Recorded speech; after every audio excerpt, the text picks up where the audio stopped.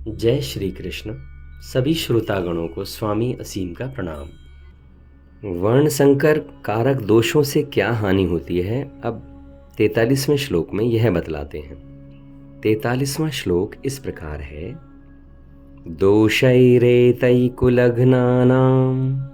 वर्ण संकर कारकैः उत्साद्यन्ते जाति धर्माः कुल धर्माश्च शाश्वताः।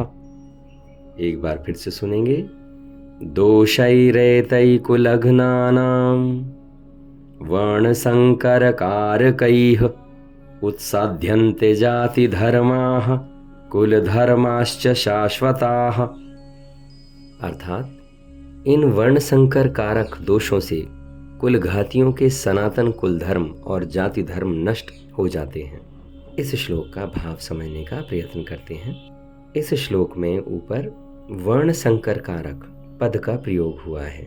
वर्ण संकर की उत्पत्ति में जो कारण होते हैं वो दोष हैं कुल का नाश, कुल के नाश से कुल धर्म का नाश तथा पापों की वृद्धि, और पापों की वृद्धि से कुल स्त्रियों का व्यभिचारिणी दोष से दूषित होना।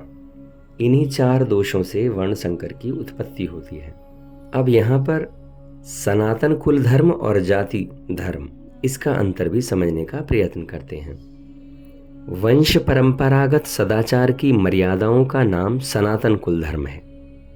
एक ही जाति में यानी एक ही वर्ण में, वर्ण यहाँ ब्राह्मण, क्षत्रिय, वैश्य और शूद्र, जो चार वर्ण हमारे सनातन से बताए गए हैं शुरू से ही, उनके बारे में कहा जाता है कि एक ही जाति में एक कुल की जो अलग अलग परंपराएं हैं, अलग अलग मर्यादाएं हैं, अलग अलग आचरण हैं, वे सभी सनातन कुल धर्म कहे जाते हैं। 40वें श्लोक में सनातनाः विशेषण दिया गया था और यहाँ 43वें श्लोक में शाश्वताः विशेषण का प्रयोग किया गया है। वेद शास्त्रोक्त वर्ण धर्म का नाम जाति धर्म है। कुल की श्रेष्ठ मर्यादाओं के जानने और चलाने वाले बड़े बूढ़ों का अभाव होने से जब कुल धर्म नष्ट हो जाते हैं, वर्ण संकरता कारक दोष बढ़ जाते हैं, तब जाति धर्म भी नष्ट हो जाता है।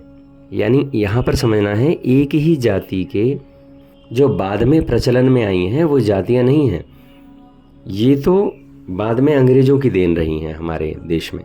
एक ही वर्ण के संपूर्ण कुलों के समुदाय को लेकर जो धर्म कहे जाते हैं, वे सभी जाति धर्म अर्थात वर्ण धर्म कहलाते हैं, जो कि सामान्य धर्म और शास्त्र विधि से नियत हैं। इन कुल धर्मों का और जाति धर्मों का आचरण न होने से धर्म नष्ट हो जाते हैं, ऐसा इस 43वें श्लोक में कहा गया है। इस श्लोक में इतना ही, फिर मिलते हैं अगले श्लोक में। मैं स्वामी असीम आप सभी को प्रणाम करता हूँ। मेरा प्रणाम स्वीकार करें। धन्यवाद।